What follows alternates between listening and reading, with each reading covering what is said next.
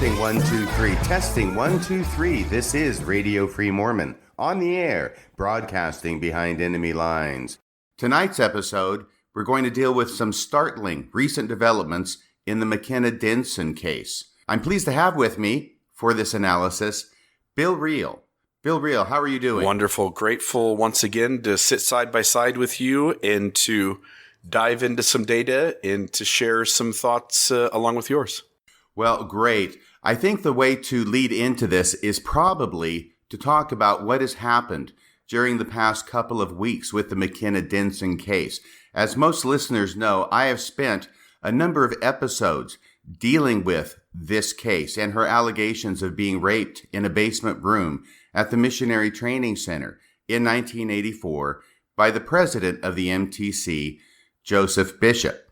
This all started back on Monday, March 19th, 2018. And when I say started, I mean as far as public knowledge of this incident goes. When Mormon Leaks put up an audio recording that McKenna Denson had made when she flew down to Arizona and personally interviewed and confronted Joseph Bishop, her alleged assailant. Do you remember that, Bill? I am obviously familiar with that original leak and that audio. I'd listened to that twice in my time of kind of dissecting what's going on with this case, and having spent some time with McKenna Denson myself, certainly interested in all that's going on with her lawsuit, her civil case with Joseph Bishop. Well, we'll go back over a few of those things as they come up in the course of our discussion, but I think it behooves us to jump right into the most recent 2 weeks with regards to this lawsuit that McKenna Denson has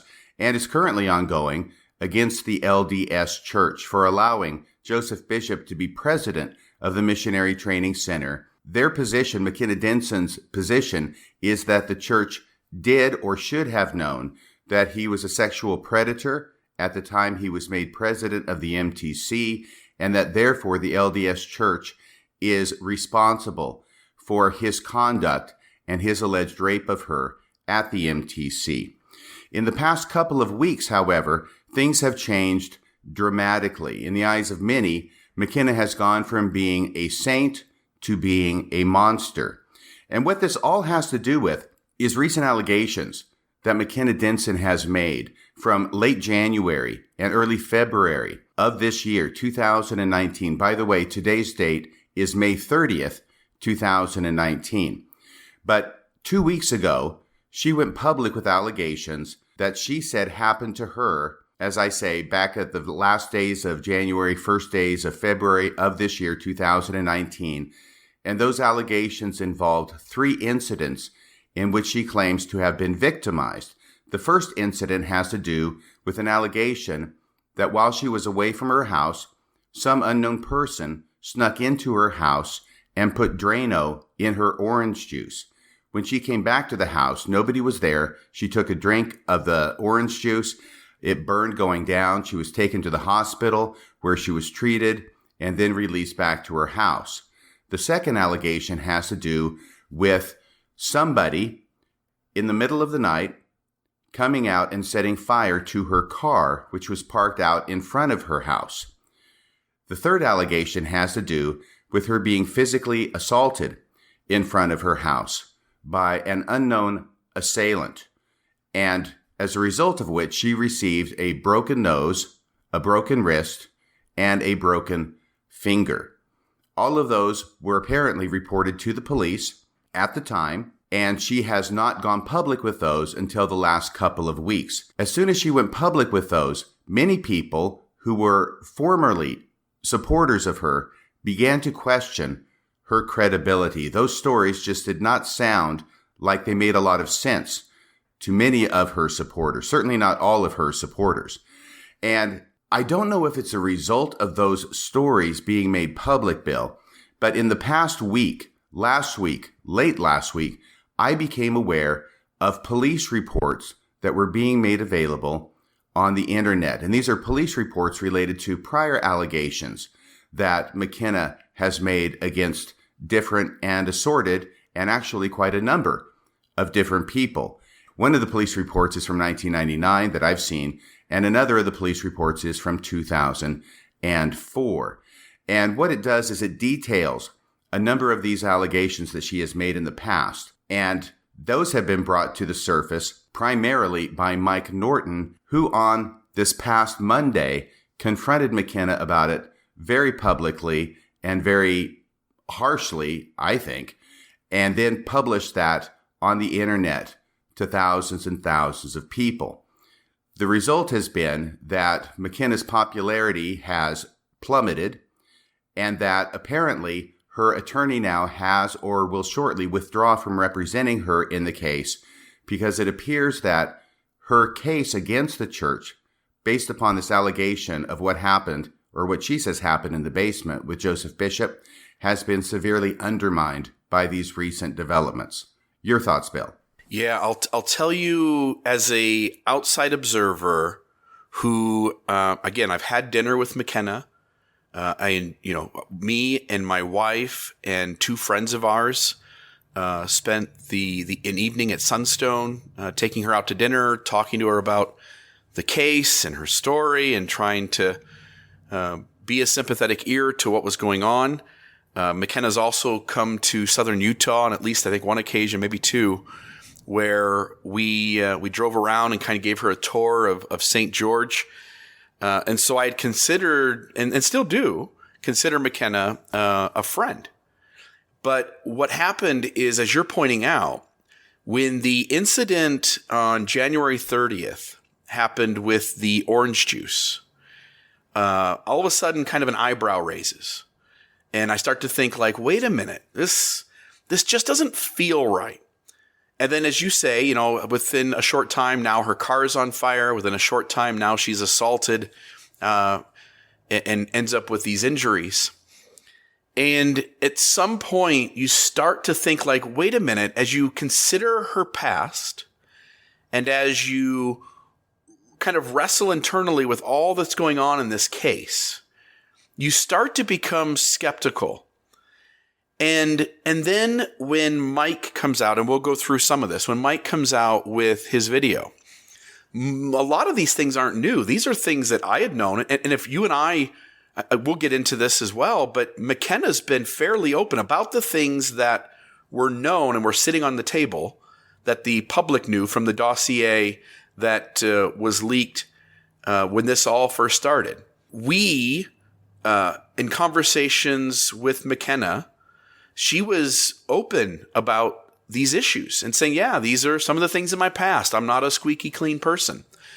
What happened was things started to mount and things started to just not feel right. And then suddenly Mike's video comes out, and this P.F. Chang's police report is kind of breaks it open, because what they did was they go back into her past and they're listing all of these other things that are going on. And some of these things we didn't exactly know.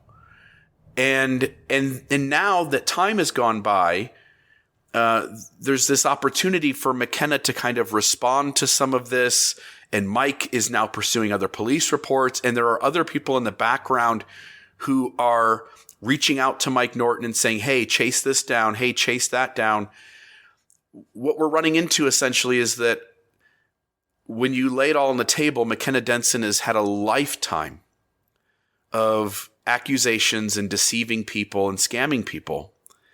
And some of the details around this Joseph Bishop case, namely the orange juice and the Drano, the most reasonable, logical conclusion to come to when you understand all the data, at least for me, is that nobody outside of her knowledge poisoned her.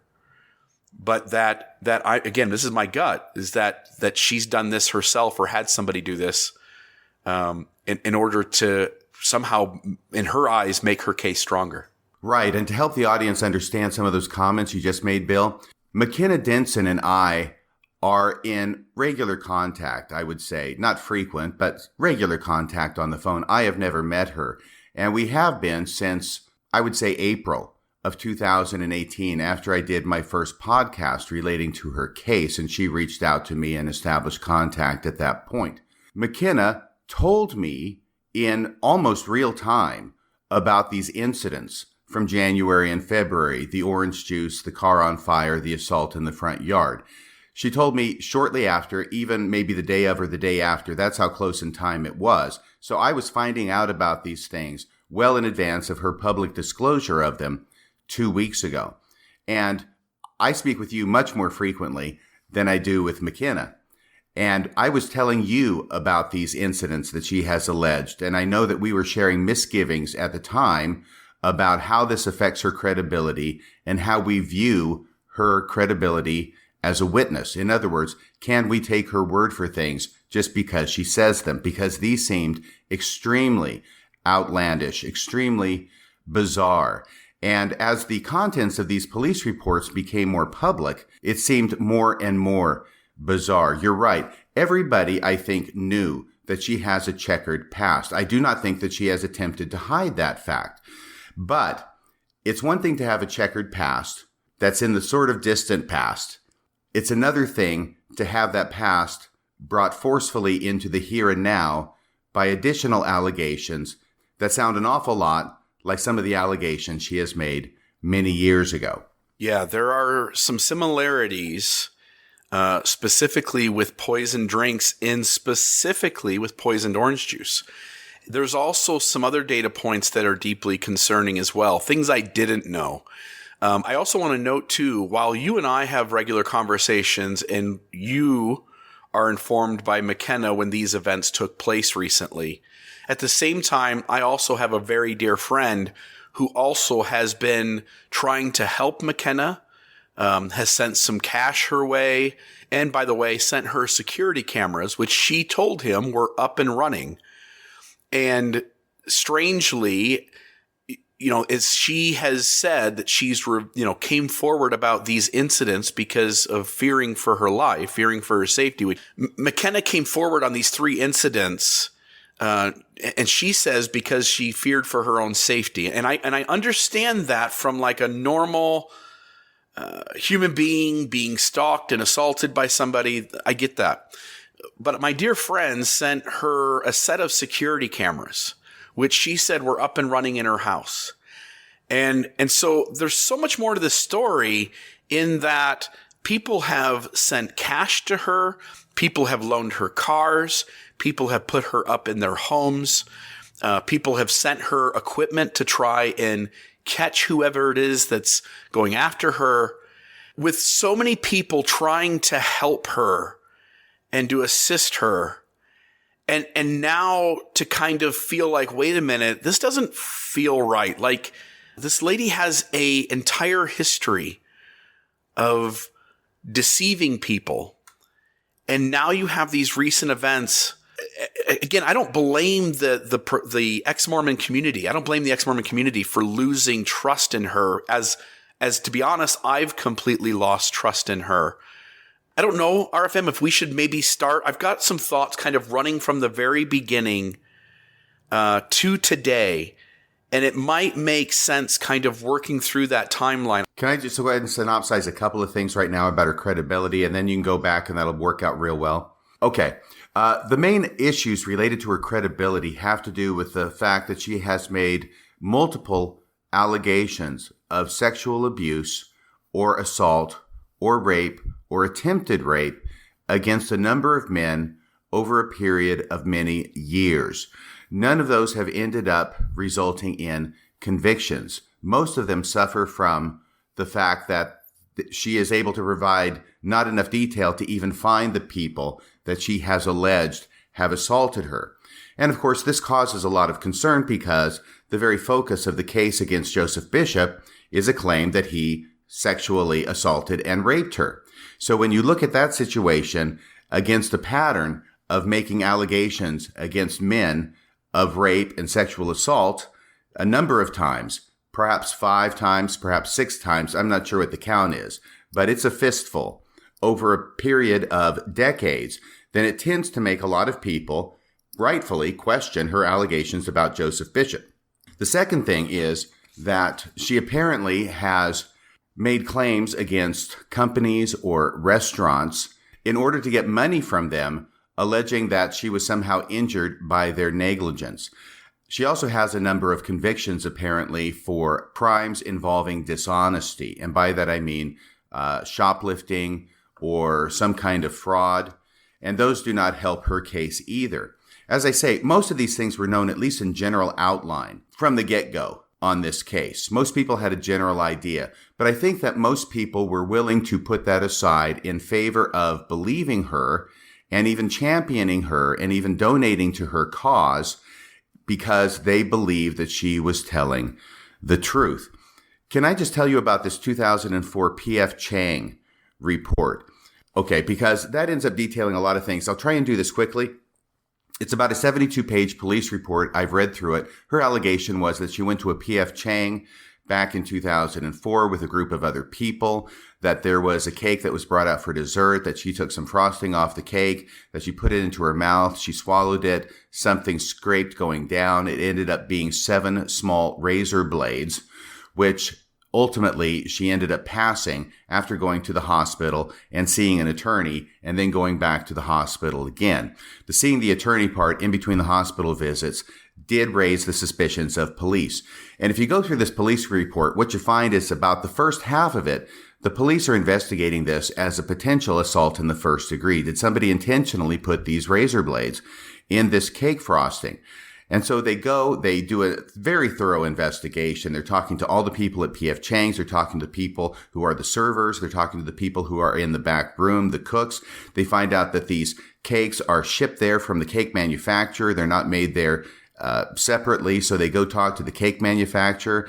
They find out that before the cakes are sent out initially from the cake manufacturer, they go through a metal detector of sorts. They're put through a microwave. And if there were any metal, it would naturally come to the attention of someone before it leaves before it leaves the cake manufacturer. It gets to P.F. Chang's. They do a similar thing there with a microwave. You would think that somebody would notice it. So they're basically eliminating all these possibilities to the point where if somebody puts it in there, it's probably after it was brought out of the kitchen at the P.F. Chang's restaurant. So they're focusing on the server. They have the server at the table take a polygraph test. He passes the polygraph test. And now all of a sudden, the police are starting to get phone calls from people. And I think one of those people, actually I know, one of those people is identified as being McKenna's ex-husband. Another person wants to remain anonymous. It's a female. It's probably the ex-husband's wife. She seems to know an awful lot about things related to McKenna, as well as a no contact order she had against the ex-husband. But they are detailing to the police all these different instances that they're saying that McKenna has tried to get money out of people in the past. So naturally, the police start to look at McKenna as having filed a false police report and made a false claim. They bring McKenna back into the police station to confront her about these allegations. They start off by asking her detailed questions about the night itself, and then they shift to confronting her with their belief that she's the one who actually put the razor blades in the cake. Now, I will tell you that the thing that leaped off the page at me when I was reading this for the first time, which I believe was last Friday, is an allegation that she had made some years before this. This is 2004, these police reports. But they asked her regarding an allegation she had made some years before this against a gentleman in the neighborhood with the first name David about a date rape.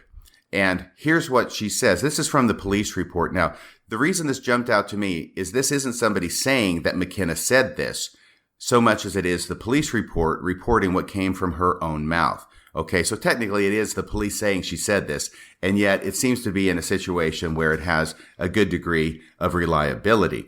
The police report says, I asked her where she was raped, and she said it was the day before New Year's Eve in 2000. Okay, so that was the year.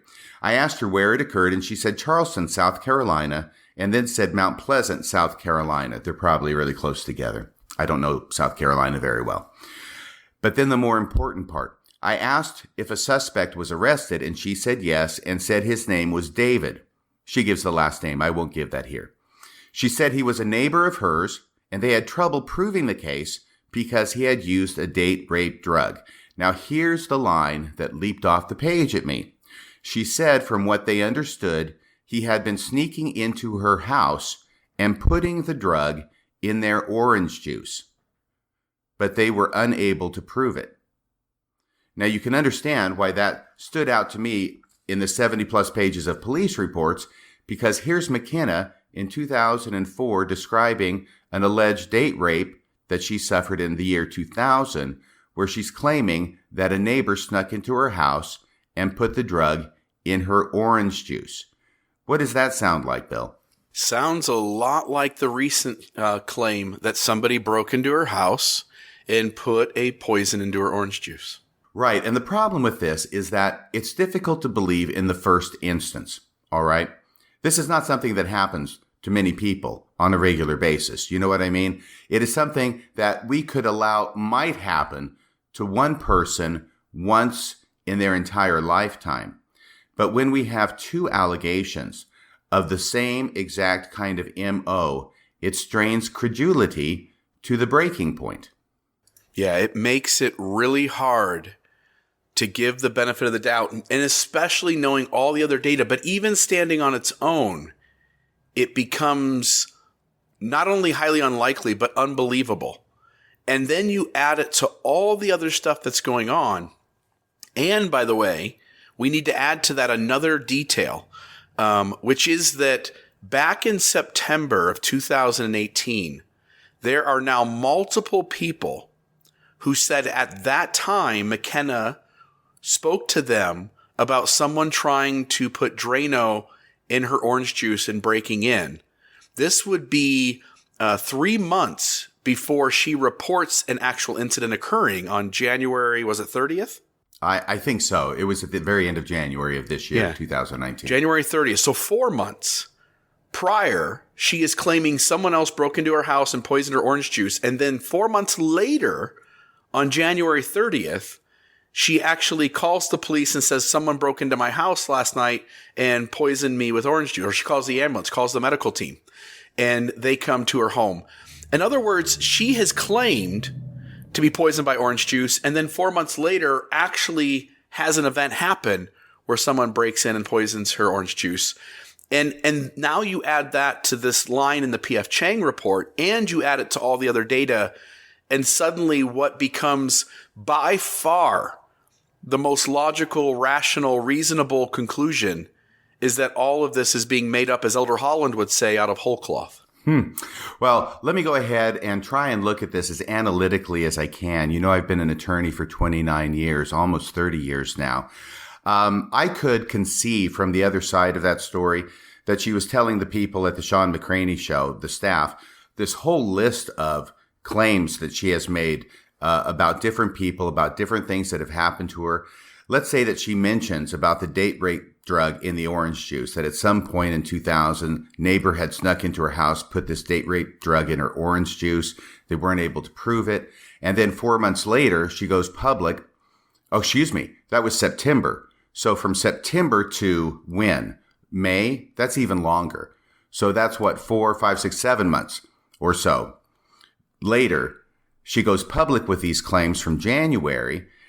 I could imagine that if I were listening to her back in September and she's going through this long litany of things and she talks about somebody coming into her house, putting something noxious in her orange juice, she could be talking about the year 2000, and then she comes forward with it about Drano in her orange juice, and it goes public in May of 2019. I could see maybe them thinking, hey, is that what she was talking about? Was she talking about somebody putting Drano in her orange juice back then? This seems very similar. In other words, the very similarity of the two allegations, which is its own problem, as we've discussed, could lead to a very natural confusion on the part of people at the Sean McCraney show, confusing her telling them about the 2000 incident when it sounds so much like the new allegation she's made. Did that make any sense? No, it makes perfect sense because I thought of the same thing. I thought, you know what? Memory is a tricky thing. And when somebody recalls that something is said, and we find this often in early Mormonism with the Hurlbut affidavits and other places where people claim something and it's closely connected to something else. So suddenly we think we remember reading the Spalding manuscript and we think it was the Book of Mormon and it had the same characters in it. Like this thing happens and we're familiar with it as deconstructed Mormons. But here was my trouble as I thought about that and all the data. And I think Norton says that there are at least 5 people who remember her saying that. Again, it starts to get tricky. The more people who remember something being said a certain way, the trickier it is to pin it down on all of them having a false memory and believing the same thing. Now, the argument back might be that they're talking to each other and now they're reinforcing with each other what was said and what wasn't said. The trouble is that McKenna's past is so shady that at some point you start to take the side of, say, these 5 people who maybe have a false memory. But on the other hand, again, she has no credibility anymore. And so you start to lean towards like, okay, is it really less reasonable to believe those 5 people? Or is it less reasonable to believe McKenna's story holds up this solidly? Right. I hear what you're saying. And to make it very clear at this point, I think that McKenna Denson's credibility is shot. She cannot be trusted in any of her allegations. We cannot simply take her word for what it is that she says happened. So I want to make that point clear, but it is interesting, this cultural phenomenon that's going on with people surrounding this case, people who are interested in this case on one side or the other, and especially those who were formerly ardent supporters of McKenna Denson, is that they believed everything she said, regardless of her history, whatever they knew about her history. And they disbelieved anything that the church or Joseph Bishop or people on the other side said that contradicted McKenna's story. Now, almost overnight, a large body of those people have completely switched sides. Now, they will look at anything McKenna says in the worst possible light and completely disbelieve it. I think the truth is probably somewhere in the middle. I mean, no more better example can be given than Mike Norton, who as recently as December of last year was making a videotape with McKenna Denson where they were extremely good friends. And now he has gone in the course of that short period of time to working for David Jordan, the attorney who's representing the church. I cannot imagine any stranger bedfellows than David Jordan and Mike Norton. Here's David Jordan, the attorney representing the church, who is working hand in glove with New Name Noah, the guy who sneaks into temples, records the temple endowment, and puts it up on the internet for everybody in the world to see. Yeah, it certainly seems like a strange tag team. Oh, absolutely. And I'm sure David Jordan is just happy as a clam that he was able to get a mole such as Mike Norton, who already had this established friendship with McKenna, in order to do his dirty work, to do, frankly, things that David Jordan himself could not do as an attorney. Right. Absolutely. So I also want to say that a year ago, when I was on the phone with McKenna, I remember talking with her, and for whatever reason, I don't remember why the conversation led to this point, but I remember telling her, McKenna, I just want to make it clear to you, I don't believe your story because I trust you. I believe your story because the evidence supports it. And that's the way I've been all along. From the very beginning of this story, when it broke on Monday, March 19th of 2018, I was extremely skeptical. It was a crazy claim, being raped in the basement of the MTC by the MTC president. I mean, that is just an outlandish claim. And I was extremely skeptical of the story. I was very skeptical of the audio tape of Joseph Bishop. Not skeptical of its provenance or what was said in it, but of the interpretation that was being placed upon it. It did not seem to me to be as strong as other people were claiming it was. But as the time went on, piece after piece of evidence came forward to corroborate her story to a very high degree, to the point where not only did I believe that what she said was true, not because she said it, but because of the other evidence that came forward, I still believe that the evidence supports that something untoward and of a sexual nature happened between Joseph Bishop and McKenna Denson. And I'll get to that in a second, but now we've taken it back to the beginning of things. And did you want to share some thoughts about that, Bill? Yeah, so I want to say, I just want to run through this story, and then I think essentially I will have said my piece, which is when this all first happened, same with you. What a crazy claim. My initial perception in listening to the audio was that Joseph Bishop is, as McKenna is interviewing him under an alias, trying to get him to admit to what he did, is that Joseph Bishop says enough there. He's not admitting he raped her in the MTC basement, no.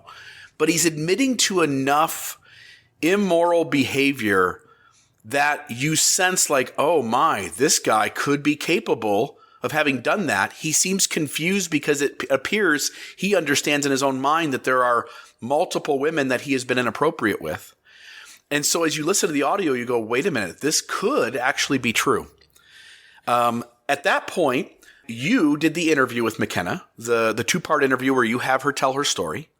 Right. That was in July of last year. Yep. Again, the evidence seems to be very in favor of, hey, she knew where the basement room was. She describes the basement room well. It's behind the 2 locked doors. There are things going on in the background that seem to give credibility that the church is so uncomfortable with this story that they are trying to hide things or keep things out of the public view. The way they're telling the story lends credibility to the church is involved here in a cover-up. As you reach out and make requests for records come back heavily redacted by the police department. And you see how adamant the police department is. In every instance where the church is a bedfellow with them on a case, you can see that the police department is not acting appropriately. And you have some of that happening with the recent judicial decisions that have come out in this case that have pointed at, and you've noted this in episodes recently, that have noted that the BYU police department is subject to grandma laws, which they have avoided. The heavily redacted areas point to something deeply wrong going on where the church is utilizing the BYU police department inappropriately. So you have all this evidence, as you point out, which, again, take McKenna and set her off to the side. Something isn't right here, and there is some truth to her story. So I agree with that. As I sat with McKenna at Sunstone, she was upfront about the issues that we had raised. One of those, by the way, was P.F. Chang and the razor blades. What I didn't know was I hadn't read the police report, and I didn't know that in that police report, they had chased down the police, that is. They had chased down all of these other accusations and had made notes on them. That I wasn't aware of. So as I'm speaking to McKenna at Sunstone with my wife and with some friends, she comes across as somebody who says, look, I've got a checkered past. I'm not hiding anything. Yep, that happened. Yep, that happened. Hey, by the way, this is going on. That's going on. Like, she was upfront and she was calm, and she was, it seemed like somebody who was owning their history, somebody who was owning their past. You then have these recent episodes of the poisoned orange juice, the car on fire, the assault. And as those 3 events go public, my radar goes off, my BS radar. And I'm sitting with these 3 events, and I'm talking to you behind the scenes. I'm talking to my good friend, who, by the way, had just as these events were made known to him, he sends her these security cameras.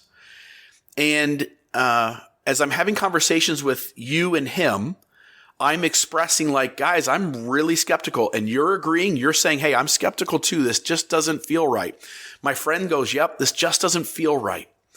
And so as we're sitting with those incidents, my skepticism grew to the point where I said to myself, there's still absolute evidence and credibility to important portions of McKenna's story regarding the basement of the MTC. And there is absolute credibility and evidence to the narrative that the church has inappropriately and unethically misused the BYU Police Department, as well as their internal handling of this issue, pointing to their being involved in a cover-up of Joseph Bishop and the abuse, whatever happened, whatever that abuse is. And again, I'm putting my 2 cents in, allegedly, that abuse is at the MTC basement. And so you have all of that going on, and yet, oh, wait a minute, I've got these doubts about McKenna, and this story doesn't add up in terms of the OJ, the car, and the assault.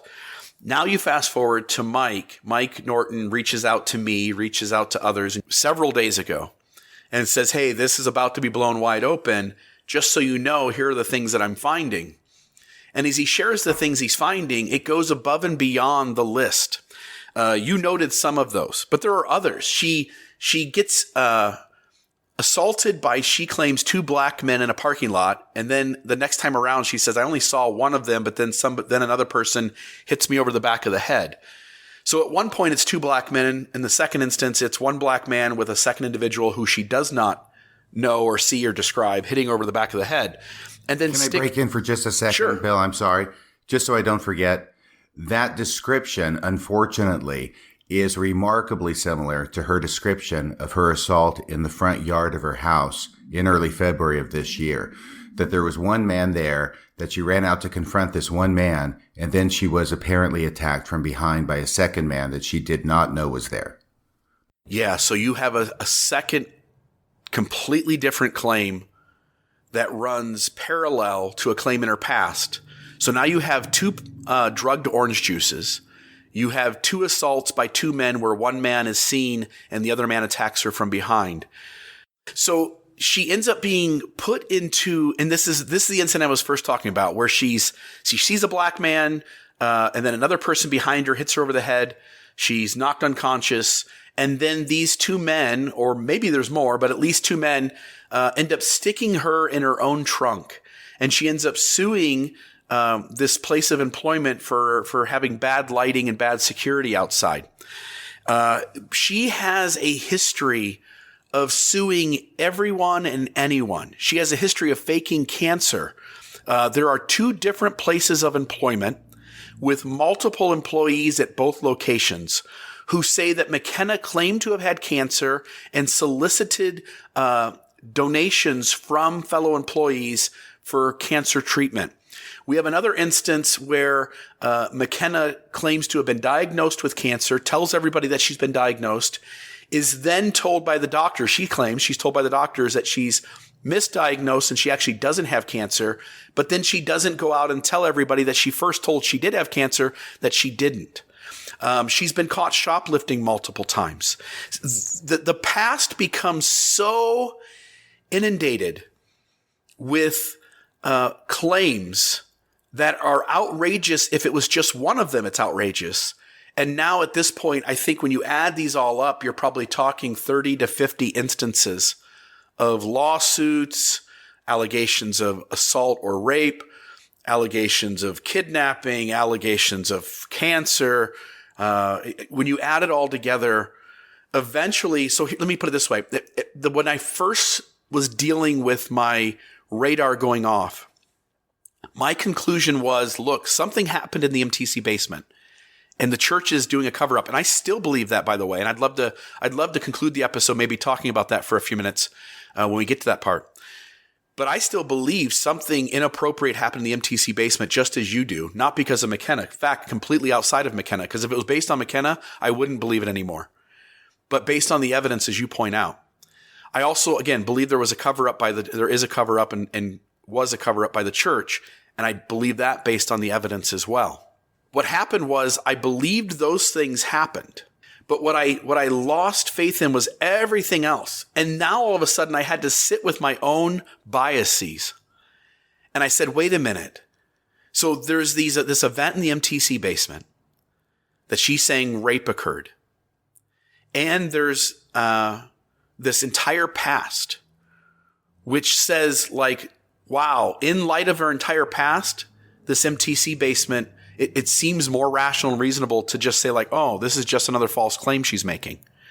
And so I've had to sit for the last 5 or 6 days with my own biases and say, you know, is it just my bias that makes me want to keep believing this one incident as a truth that sits in a bucket of 100 lies? And as I've had to wrestle with that, here's my opinion now. which is that I no longer am going to safely assume that she was raped in the MTC basement. I don't know whether that happened. I still believe something happened, and I still believe Joseph Bishop to be guilty of immoral behavior and to have taken her alone into the MTC basement. The evidence strongly corroborates that. But I no longer can take McKenna's word where the evidence stops. And as I've had to kind of wrestle with her entire life, as all of these records are starting to come out and much of the details of them have been discussed recently, I would much rather shine a light on the truth. And so recently, and again, I know I'm going off here on a long tangent. Recently, I put up a post where I shared some of these points. And I put a picture of McKenna and I put a liar stamp on it. It's the reason I was excommunicated, was putting a liar stamp on Elder Holland, because he lied on multiple occasions. And some other occasions we haven't even discussed yet, where Elder Holland is dishonest. So I do the same thing with McKenna, and I label her a liar. Now, I want to be clear. I'm not saying she's lying about the rape. I don't know that anymore. I don't believe or disbelieve that. I'll wait to see what happens here with the evidence in terms of her actual trial, if that actually comes to pass. What I am saying is that her past now is so bad, so full of scams and deceptions and dishonesty and accusations and lawsuits, that I no longer can believe a single word she says about any event unless evidence outside of her completely corroborates that. And so now I'm going to sit here and say, like, okay, I'm an ex-Mormon. I want the church to see its unhealthiness and I want it to improve. But at the same time, just like Mike Norton, I'm not going to do it at the expense of avoiding the truth. I've always wanted to chase the truth down. So whether it's McKenna, who again I consider a friend, or whether it is Elder Holland, whether it's Dallin Oaks, or whether it is some other progressive Mormon or deconstructed Mormon or ex-Mormon, I'm going to shine a light on the truth, and we'll just let the chips fall where they may. Fair enough. So let me go ahead and, if I can, if this is a good time, talk about my analysis of the case as it stands now. Is that okay, Bill? Yeah, please. Let's do it. Okay. First off, I have to give a little bit of background. There are two main branches of evidence in the law. The first is direct evidence, and the second is circumstantial evidence. Now, most people, when they hear the phrase circumstantial evidence, they equate it with flimsy evidence, but that is a complete misunderstanding of the actual term. Direct evidence means anything that a person directly observes by any of their senses. They see something, they smell something, they hear something, they touch something. That is direct evidence. When McKenna says that she was raped in the basement of the MTC by Joseph Bishop, that is direct evidence. So direct evidence can be very strong or it can be very weak if the credibility of the person making the claim is undermined, as it has been with McKenna Denson. So that's direct evidence. Circumstantial evidence, on the other hand, is any kind of evidence that is not direct evidence. So circumstantial evidence, sure, it can be weak, but it can also be strong. In fact, it can be even stronger than direct evidence. A couple of examples of circumstantial evidence would be fingerprints, which we would consider to be extremely strong evidence, and also DNA is circumstantial evidence. You can see it's not direct evidence. It's not someone's perception of what happened, but it is scientific analysis of body tissue or material left usually at the scene of a crime, which can, to a very high degree of probability, identify the person to whom those bodily fluids or tissue belong. So you've got circumstantial evidence, you've got direct evidence. Right now, I am reading through a collection of stories about Sherlock Holmes by Arthur Conan Doyle. And just last night, I was reading a story. I'd never read it before. There's a number of them that are very famous and I'm familiar with, and probably most of the audience is too. This one was called The Yellow Face. And I'd never read it before. And I think I understand now why it's not popular, but it's actually a very good story because it is designed to illustrate the difficulties with circumstantial evidence. And I won't go through the whole story with you, but basically, there's a whole bunch of facts that Sherlock Holmes is presented with in a certain situation. Strange things are going on by this guy who shows up at 221B Baker Street and becomes his client, and he relates them all to him. And Sherlock Holmes takes all of those facts and he comes up with a theory as to what is going on. And at the end of the story, he realizes, and the reader realizes, that his theory is completely wrong. This is one of those rare occasions where Sherlock Holmes gets it all wrong. And it was written for this purpose. And in the course of this story, he talks about circumstantial evidence. And he tells Watson circumstantial evidence is a tricky thing, because if you look at it one way, it appears to point with certainty to one conclusion. But if you step back and you look at it from just a little different angle, it's the same evidence, but if you look at it from a different angle, then it can lead just as certainly to a completely different conclusion than the first one. And so this whole story is designed to show that. And it's interesting to me because I think that what we're seeing with McKenna Denson and the recent shifting alliances of people who were formerly her ardent supporters to being anything but that, I think what we're seeing is, to some degree, not completely, because there is new information coming forward from these police reports, but to some degree, we're looking at that. These people knew about the checkered history, but now all of a sudden, and I think Mike Norton illustrates this perfectly, now he's looking at the same evidence from a different viewpoint and coming to a diametrically different conclusion based upon what is mostly the same kind of evidence. So having said that, I have another comment that I need to make here, Bill, before I forget. And I think it's only fair, if we're looking at all the evidence, this 2004 P.F. Chang incident, the police focused on McKenna. During this interview with her, they confronted her with the allegation that she did it herself. She denied the allegation. She ended up going and getting a polygraph test on it, which she passed. So she ends up passing a polygraph examination. Now, the police in the report, they don't like the guy that she used to do the polygraph test, even though I'm sure he's certified. Police have different kinds of feelings about different polygraphists in any community. This guy, they don't like so much. They wanted to come down to the station and have a polygraph with a police polygraphist, and her attorney didn't have her do that. I can understand why not, because if I were her attorney, I probably wouldn't have her do that either. I'd have her do it with a private polygraphist. Regardless of the police's view of the polygraphist, the fact remains that she did go to a licensed polygraphist, and apparently she did pass a polygraph, that she did not actually put those razor blades in the cake.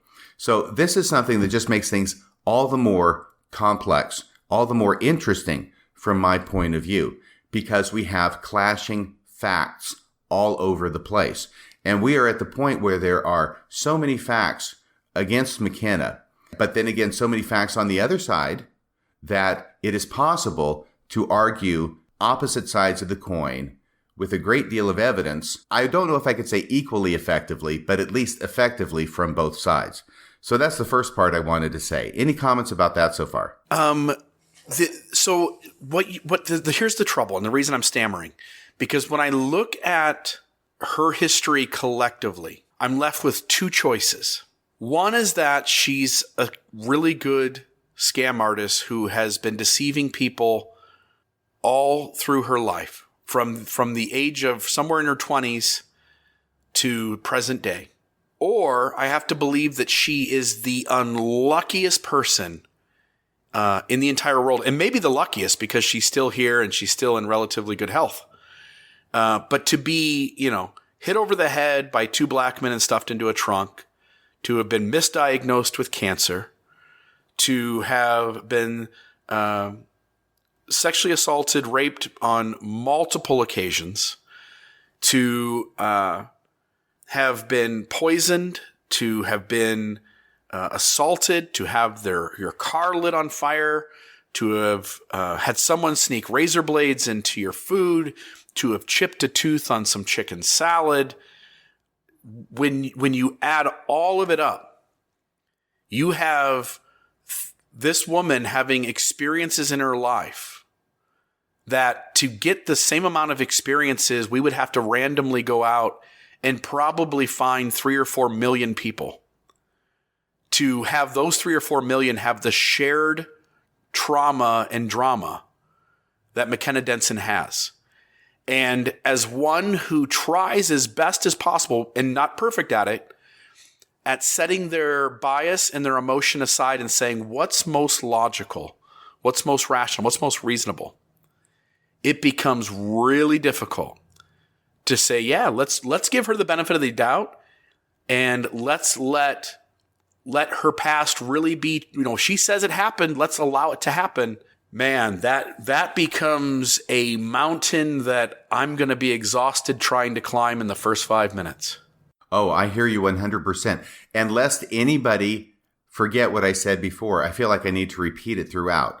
It is apparent to me from these recent disclosures by McKenna of these recent allegations, coupled with the details that are in some of these reports, which I have seen with my own eyes and which I have right here in front of me and which I read from earlier, she has no credibility, by which I mean she cannot be believed that something happened simply because she said so. So having said all that, Bill, okay, and I want to preface my next comments with that because it may sound to some people like I'm still trying to argue her case.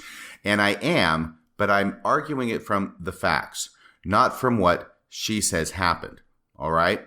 So if I can make that distinction, let me proceed by asking you a question, all right, Bill? Let's say that McKenna Denson is the worst liar in the history of the human race, that everything that she has claimed before, all the allegations she has made, she knowingly faked, okay? That she knowingly made false claims, that she put the razor blades in the cake and ate them in order to sue P.F. Chang's, that she did all these things, that all these allegations about rape and sexual assault prior to, all separate and apart from Joseph Bishop, okay? Let's bracket that for a second. But everything else, let's say all those things are lies, and damned lies, okay? So we've got that set up, right? Now I've got to ask you this question, Bill. Are you with me? So far. Okay. Does that mean that McKenna was not raped by Joseph Bishop in the basement of the MTC in 1984? No amount of history, no amount of past deceptions eliminates the possibility that she was raped in the MTC basement. And I'll add one more thing, that knowing the details of this case, it seems apparent that Joseph Bishop would have been aware to some degree of some of this checkered past in terms of the trauma. Again, most of these events happen after this, but to some degree knowing like this is a vulnerable person who's had different life experiences than the rest of us and has experienced trauma unique that the rest of us generally haven't experienced. And it actually may have made her the perfect victim for him to go after. Absolutely. So what I'm trying to do, and I appreciate that because, there is a great deal of material and studies and research on the subject of people who are victimized at an early age. I think that we're all kind of familiar with the idea of the domestic violence abuse syndrome, and that how women who are abused and manage to leave a relationship, though frequently they'll keep going back to the relationship, and there's this whole cycle, which most listeners are aware of, but that they may leave the relationship, but that frequently they get hooked up with another guy, it's usually a guy, sorry guys, but with another guy who is abusive, that there is some kind of dynamic going on, that they are attracted to men or end up in relationships, repeated relationships with different men who are all abusive. So I think we all kind of generally understand that. Well, the research is that a similar thing can happen with people, usually women who are sexually abused, that they can end up in relationships where they are sexually abused repeatedly. And I don't know if there's some kind of signal that is sent off from people like this that is picked up subconsciously by abusers. I don't know that science has come up with an explanation for this, but I think the phenomenon is generally understood. So that is a possibility here. I don't think it adequately explains all of the allegations and all of the history, but it has to be taken into account. But for purposes of this analysis, what I want to do is not give her the benefit of any doubt, okay? Because I think that's the best way to proceed at this point. So I say that if she lied about everything that she's ever said, does that mean that she was not raped in the basement by Joseph Bishop. And as you respond, no, of course it doesn't. Because even the worst liar in the history of the world can be assaulted. They can be the victim of a crime. I usually ask this in rape cases in a different way. Prostitutes have sex with people for a living. Does that mean a prostitute cannot be raped? Right, and the answer is no. Yeah, because of course they can be raped. I mean, if it were otherwise, then the best way to prevent ourselves from being victims of crime would be to make false allegations against 100 people, and then all of a sudden we'd be immune from crime because nobody could ever victimize us, which doesn't make any sense. And yet that would be the logical conclusion if we believe that a person who lies about 100 people cannot be legitimately victimized by the 101st person. But as I say, we can't take anything that McKenna says for granted. We cannot believe anything she says because she has this history. So, leaving it as a possibility now that she was raped by Joseph Bishop in the basement of the MTC, I want to look at the evidence. And the evidence I want to look at is not what she says happened at the basement. I want to look at the circumstantial evidence, which is why I spent all that time talking about it, right? Circumstantial evidence number one is that Joseph Bishop met with McKenna Denson repeatedly in his office at the MTC and talked with her about things of an inappropriate and sexual nature related to himself.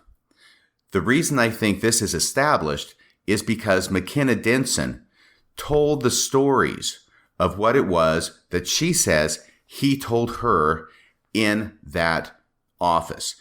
And the two primary stories that she related that he had told her had to do with, number one, Joseph Bishop saying that he had a difficult sexual life with his wife and that sometimes she would wear a certain dress at dinner and she would pull down the top of the dress and expose herself during dinner, which is a very odd thing. And the other story has to do with how Joseph Bishop was at a spa or a hot tub somewhere with some other men, maybe general authorities, maybe not, but some woman comes along and takes off her bikini top and is topless. Okay, those are two stories.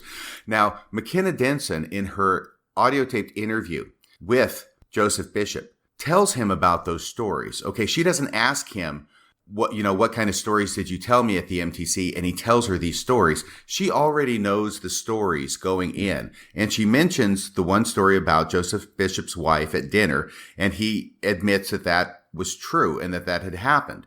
And she mentions a thing about this topless woman at the hot tub. And he says, yes, that happened. But he is lucid enough to correct her because she says it happened in the wrong state. She says Utah. He says it was Wyoming or vice versa. I can't remember which. But he admits that that actually happened. So the question naturally arises from circumstantial evidence. How on earth would McKenna have known about these incidents, these sexual incidents in Joseph Bishop's life, unless Joseph Bishop had told her about them? And when would he have told her about them, except in meetings in his office when McKenna was a sister missionary at the MTC back in 1984?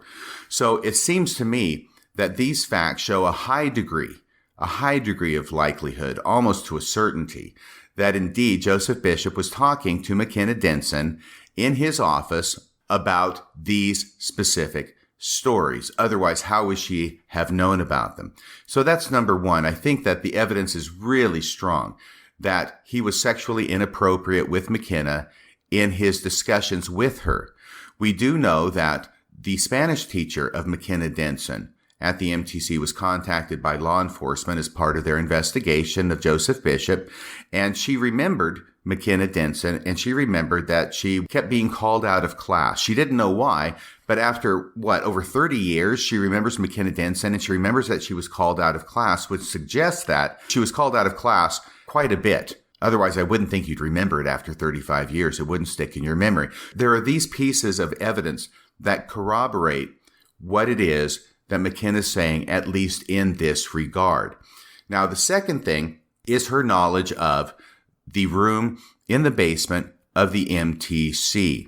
This is something that I do not believe most missionaries would know about. I was a missionary at the MTC for 2 months back at the end of 1979, the beginning of 1980.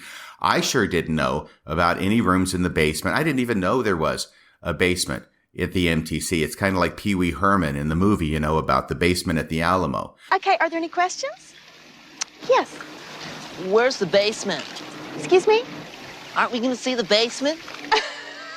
There's no basement at the Alamo.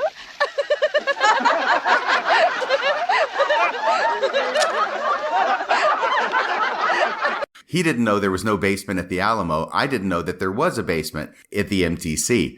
And I think that would probably be common to most missionaries. They've got no business being down in the basement.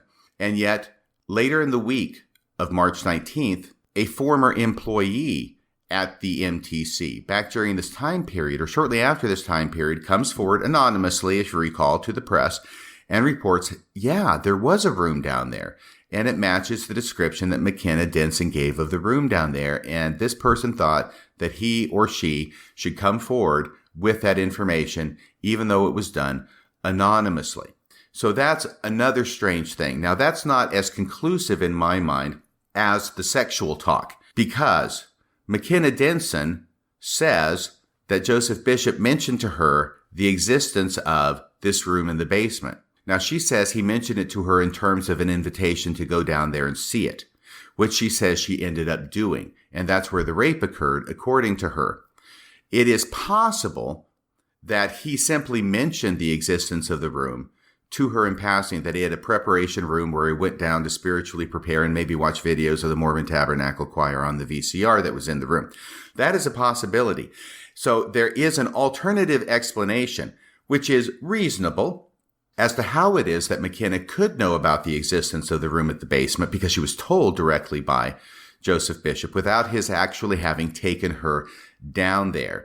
I mean, if he's going to be telling her about his wife at dinner and topless girls at hot tubs, there's no reason to think he wouldn't tell her about a special preparation room he has in the basement. I think it is more likely that he actually did take her down there, but there is an alternative explanation that is reasonable in my mind. So I think that there is definite evidence that he was sexually inappropriate with her. I think there is strong, though not conclusive, evidence that he actually took her down there to the basement. So the question then would be raised in the minds of people, if he's speaking with her sexually about sexual incidents in his office, and then he offers to take her down to the basement room at the MTC, which is extremely private, remote, and locked away from everybody else, why would he do that? Would that be simply to show her where he prepares spiritually and have a talk about the Book of Mormon and missionary work? Or would it be an effort to take the next step in what he saw as his developing relationship with McKenna and to put into action what he had only been hinting at in words up to that point?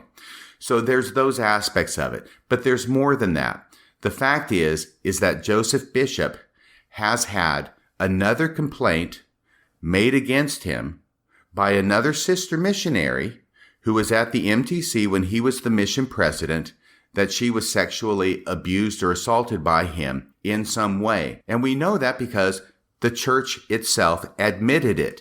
They issued a first response, I think it was Tuesday, March 20th, the day after this recording was leaked by Mormon Leaks. And then by Friday of that same week, which I think was March 19th, 20th, 21st, March 23rd, the church issued a second statement in which they admitted that they knew that there was a sister missionary who had made a sexual assault complaint against Joseph Bishop when he was the MTC president. So now everything is starting to look much different. And I'm not taking her word for anything, you'll notice here, right, Bill? She has managed to accuse a man of sexually assaulting her that another sister missionary, apparently independently, I can't vouch for that, but another sister missionary back in, I think it was 2010, many years ago, had made this complaint.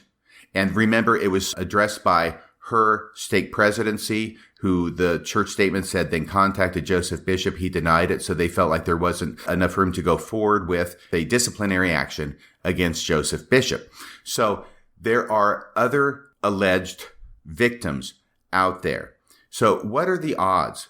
What are the odds of this happening if McKenna Denson is just making this up out of whole cloth? Once again, to quote Elder Holland, I think that's very, very remote. And we also have to remember some of the things that Joseph Bishop did admit to. Now, he was adamant in denying remembering anything about McKenna or having done anything sexually and physically toward her when she was at the MTC. But he does talk to the police about another sister missionary. We don't know if it's the same one that was referred to in the second church statement, but a sister missionary who he had taken to his house, had given her a back rub, which is odd. And then it had gotten low and he was rubbing her on her buttocks and it had gotten frisky, in his words. Now, that whole episode about his giving the back rub and his rubbing her buttocks is one of the things that has been deleted or redacted from the BYU police report, because he told that to the BYU police. They wrote it in their report. And then when it was released to the press, they redacted that portion because they did not want that known. So there's all this stuff circulating about Joseph Bishop. And, very much the same as McKenna's past is coming back to haunt her. Even at the time, and still in my mind, Joseph Bishop's past cannot be forgotten because he had difficulties before this. He had difficulties when he was, I think it was the president, was it of Weber State University? Yeah, where employees accused him of being kind of creepy in the way he talked to them. So what we have here is a perfect storm of two completely uncredible witnesses coming together, and we are left to try and pick up the pieces. And hopefully what I'm trying to do is try and do this as dispassionately as possible to try and provide more light than heat to my analysis and see, after we get rid of all the stuff where we have to rely on what these people say to be true, what do the facts themselves suggest? And I think the facts suggest that Joseph Bishop was sexually inappropriate in his conversation with McKenna, that even though McKenna cannot be taken at her word that he assaulted her in the room in the basement of the MTC, that it's quite likely that he did take her down there to that room, though not conclusive, but quite likely he took her down to the room, and that he has other sister missionaries, at least one, possibly more, coming forward to say that he did something similar to them in terms of sexually assaulting them. And he has his own checkered history. Just as McKenna has a checkered history with making multiple allegations of a sexual nature against men, he has a history of having multiple sexual allegations made against him by different women. So it's absolutely fascinating to me as an attorney because it's not easy to figure out. And once again, if you look at all the facts, I'm trying to winnow out the ones that I think we can reasonably rely on. If you look at all the facts, you can argue either side of this case completely convincingly, as long as you focus on your set of facts and discount the other facts or explain them away. So if I want to support McKenna, I can just say, look, all this other stuff, she has all these mental illnesses, and look for any possible way to explain them away, or to say, hey, they really did happen, or they could have happened, or they must have happened because, this is what happens when people are victims of sexual assault at an early age. All this stuff happens. There are people like that. There aren't so many of those now as there used to be before recent developments. But you could do that. And you can explain away everything on the other side. Or if you want to go after McKenna by the throat, then you focus on all the things that are against her and explain everything else away. But it's a situation where all the facts put together are a complete mess. And it's hard to make heads or tails out of anything. And that's one reason why I think a lot of people are looking at all this stuff and their mind is running in circles, because they run from one side to the other and then back as they're trying to make heads or tails out of it. But what I've tried to do is to focus on those limited set of facts that I think we can speak to with some degree of confidence and say something happened with McKenna Denson and Joseph Bishop at the MTC of a sexual nature. It certainly happened of a sexual nature in my mind, verbally, and it quite likely, I would say more probably than not, Bill. I could change my mind on that depending upon additional evidence, but I would say more likely than not, something happened of a physical and sexual nature between Joseph Bishop and McKenna Denson in his room in the basement of the MTC. What do you think of my analysis, Spock? No, I think as usual, your methodical approach brings some common sense to the conversation. As I've sat back and watched everybody is going to extremes. You either completely dismiss all of it, or you continue to believe her and dismiss the credibility issues with her. And the reality, as you pointed out in the very beginning of this conversation, it probably falls somewhere in the middle. What I'm struck by is if McKenna was just an ordinary person who had a parking ticket or two and pretty much nothing else in her past, I think this case would have been an absolute lockdown, Joseph Bishop is guilty case, because you can show enough issues with his credibility and enough evidence that something happened so as to essentially impose on a courtroom that Joseph Bishop, in fact, did what McKenna accused him of doing. In reality, she's essentially brought her own case to a crapshoot by having the credibility issues that she does. As you point out, we can almost prove, and this is me, again, I'm not a lawyer like you, but in my mind, looking at the evidence, you can almost prove he took her out of the MTC classrooms alone. He had private conversations and conversations with her and others who were seen as vulnerable. He does take her down to the basement room of the MTC. That there are things inappropriate of a sexual nature throughout his past, and that something almost assuredly happened with McKenna. But the trouble is, we get to the last few minutes of whatever it was that occurred in that basement, and now you essentially have his word against her word. And I don't trust either one of them. Right. And that is the fundamental reason that she has undermined her case. And primarily with these most recent allegations. And I know we've talked about those before. But once again, the other things were somewhat hazy. They were in the distant past. We were willing to give McKenna a buy on that. But when they come up again, now all of a sudden, it's not in the past. It's front and center. This isn't something that she did once or twice or three times long ago. She's continuing to do it, and it just makes everything that was old new again and demolishes people's confidence in her credibility. So she may, in fact, have been poisoned. She may have had her orange juice poisoned with Drano by someone who broke into or entered her home without permission. That's certainly possible. It is possible that someone put some kind of flammable material on her car and lit it on fire.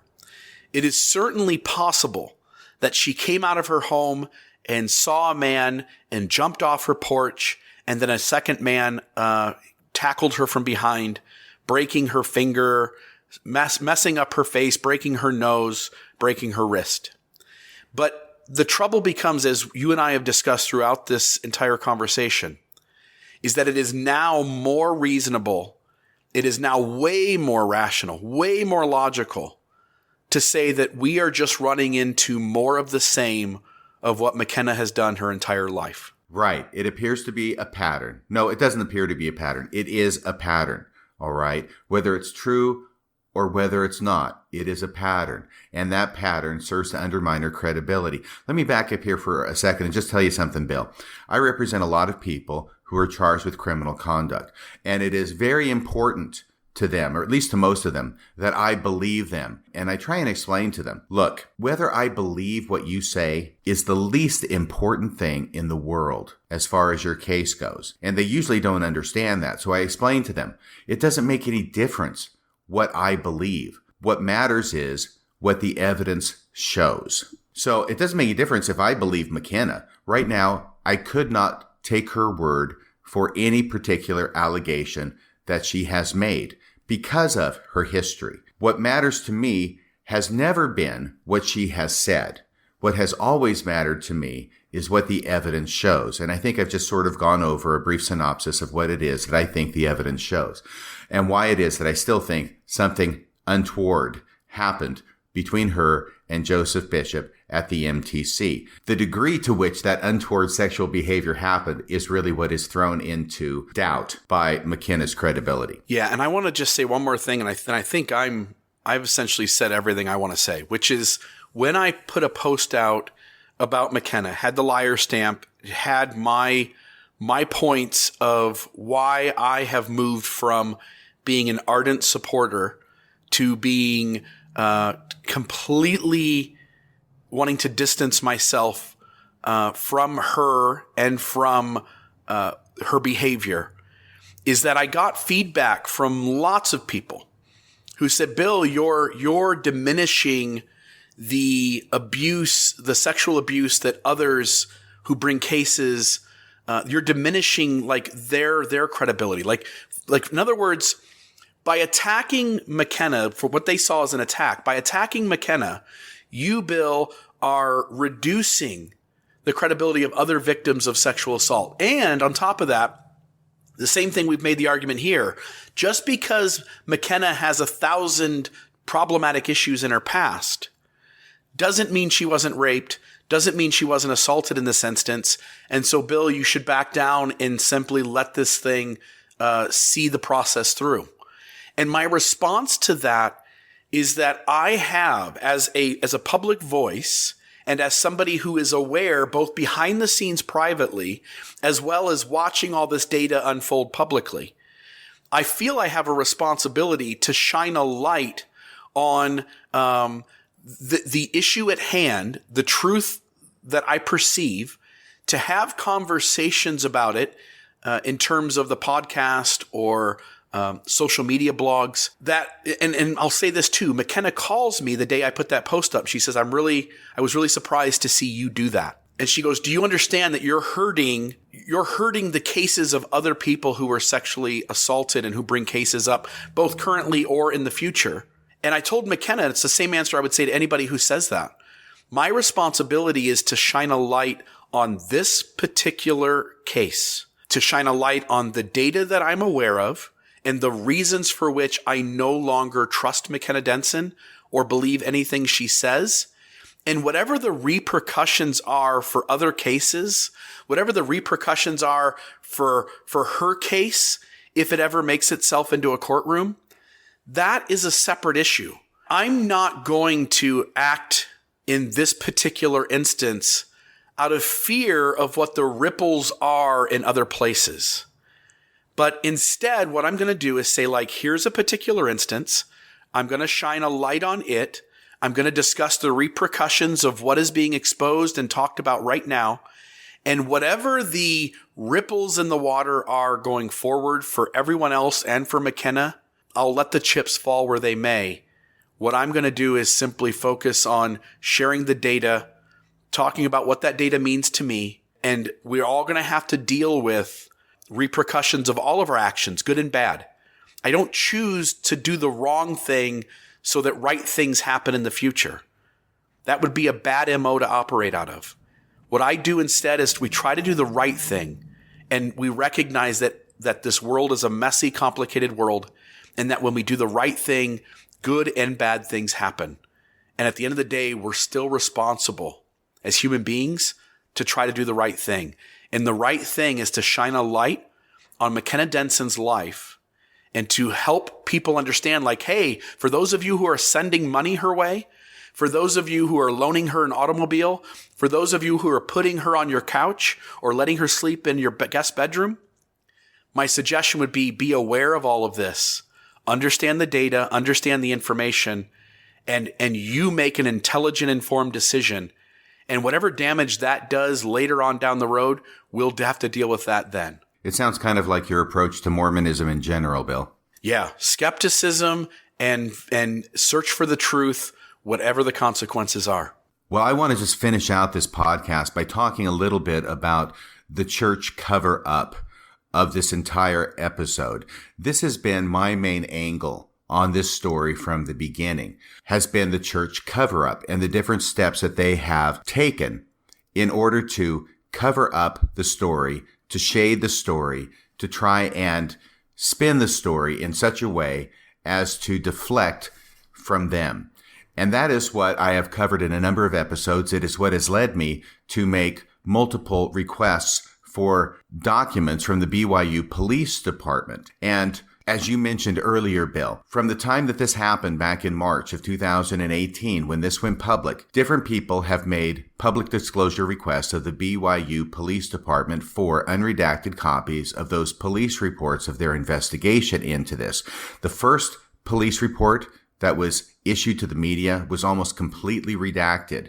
The press pushed back on that. They got a much less redacted version of the police reports in quick order from the BYU police. However, there were still substantial portions of that police report that were redacted. And by redacted, I mean blacked out so they could not be read. Now, it is appropriate to redact police reports, to take out names or identifying information of certain witnesses or parties or people who should not have that name or address or information made public. But this was more than that. Complete sentences and even paragraphs were redacted in those police reports. And I'm not going to go through all of the entire history of this, but it went up on appeal to the Committee on Public Records in Utah, who affirmed the fact that the police did need to give the correct police reports and unredacted police reports to the parties who were asking for them. Then BYU Police Department appealed that up to the court system, and it's sitting in the Supreme Court right now, awaiting final briefing and argument and a decision.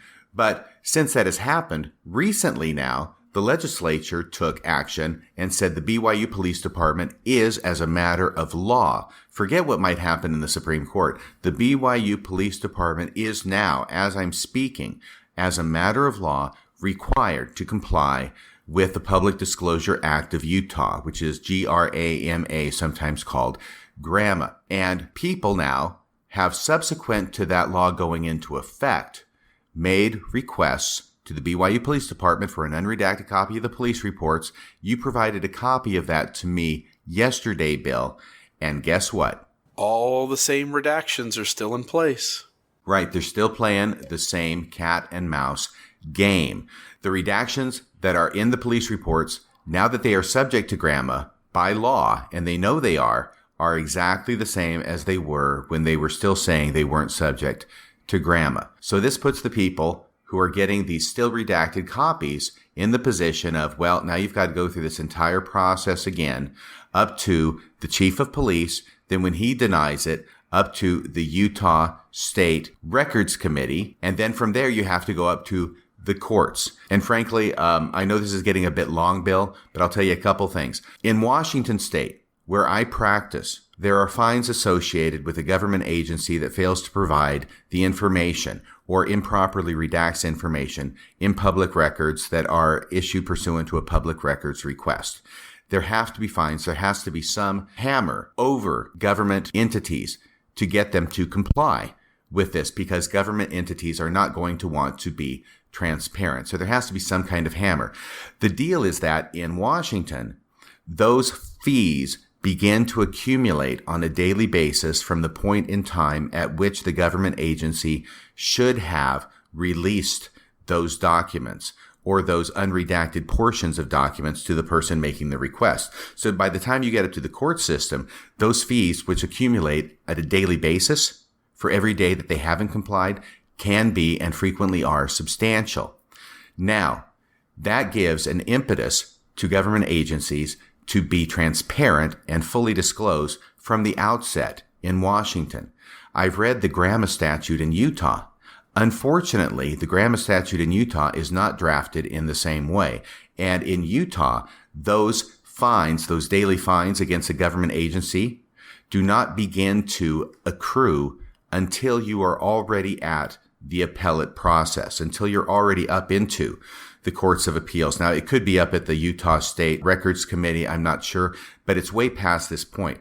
So in other words, in Utah, the way the law is drafted, it gives an incentive to law enforcement agencies or other government offices to not be transparent initially in hopes that people will just go away and not go through all the burdensome appellate process to get to the point where they actually have to start paying fines as a consequence to their lack of transparency. Yeah, it benefits the BYU police here to hold out until this decision makes its way through the appeal process. Right, because they're not out any money. They're not going to be fined anything. They don't even have the chance of being fined anything until the party that's requesting goes all the way up to the Court of Appeals. And by that time, who knows what's going to happen? Their hope is that a person's not going to appeal it because it is burdensome on the person who has to go through all those processes and all those steps in order to get it up before an appellate court. So that's what's going on there. Bottom line, BYU Police, and I think the LDS Church who owns the BYU Police, is continuing to obfuscate and not want to be transparent, in short, to cover up what's been going on with the McKenna Denson case.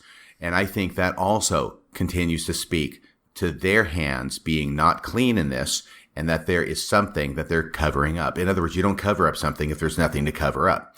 So it's obvious to me they're continuing to cover up, which makes me think, yes, there's something to cover up, which also tends to make me think there's something to McKenna's story. So once again, we get into the circumstantial evidence. The last thing I'm going to say is that after the law went into effect, making BYU subject to GRAMA, I submitted my own new GRAMA request to the BYU Police Department, which is requesting a full copy of the audio tape of the interview BYU Police did with Joseph Bishop. Once again, they continue to have this redacted police report, which is aimed at making it so people will not know that they actually did audio tape the interview with Joseph Bishop. That's one of the redactions in it. I mean, I know what's behind some of these redactions because I've seen alternate unredacted reports from different sources. They are continuing to try and hide the fact that they've recorded the interview with Joseph Bishop, which makes me think it's so that people will not request the audio tape. How can they request it if they don't know it exists? And they will not find what is in that audio taped interview with Joseph Bishop. I believe and have reason to believe that there is at least one bombshell in that interview. Otherwise, why try so hard to hide it? Yeah. And I'll simply add to that this process is continuing to work itself through the appeal system. It appears, and again, we'll have to wait and see how this all unfolds, but it appears as if every step of the way, it is being reinforced that the BYU Police Department is subject to GRAMA. And I would expect that that's going to be the end decision when this finally reaches its conclusion. When that happens, everybody and anybody is going to be able to request that document and have it completely unredacted, with the exception of those names and addresses that would point to innocent people in the report. And once we have that, my gut tells me that we are going to be able to prove, to at least beyond a reasonable doubt, in the public opinion, that the LDS Church unethically utilized the BYU police in a legal proceeding to shade things and protect them from both public opinion being negative, as well as slowing down and withholding information that is pertinent to this case. That reminds me, Bill, that was the other thing that I requested, and that was probably the most important thing that I requested in this most recent request, which has not been responded to at all yet by the BYU Police Department. I will let you know when that happens. But I requested copies of any and all emails and communications within the BYU Police Department with people outside or inside the BYU Police Department regarding the decisions to redact the BYU police reports. Right. So the BYU police, when this all unfolds, and again, assuming that they hold off until this appeal process sees its way through, the BYU police, everybody's asking for the police reports. But as you point out, there is also audio of the BYU police interviewing Joseph Bishop that is being treated as if it doesn't even exist, but it does. And there is going to be email correspondence between the police department and the LDS Church, assuming, allegedly. That's the hunch, right? That's Possibly. The hunch that exists. Yes. And so when this all unfolds, it is possible that there are emails existing between the police department and the LDS Church where the church spokespeople who are being the mediators for this conversation are giving a permission or are asking the BYU police to redact things, hold back things, treat things as if they don't exist, ignore certain things. It's going to be interesting when this all unfolds. And for anybody who listens to this, I mean, there are already a ton of people who are on board asking for the police reports.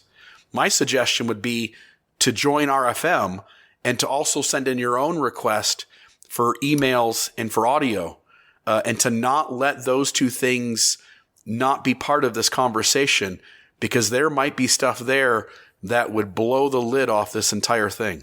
Right. To me, that is the most interesting aspect of this, is what communications were made by whom regarding the decision to redact the police reports. Hey, Bill, this has been a great time. Are you done? Have you made out all the statements you wanted to make? I think we've covered all of it. Okay, great. Well, something you said earlier about people going to extremes on either side of this case and us trying to come down more closely to the middle, which is usually where the truth lies. That's about all for tonight. Until next time, this is Radio Free Mormon, signing off the air.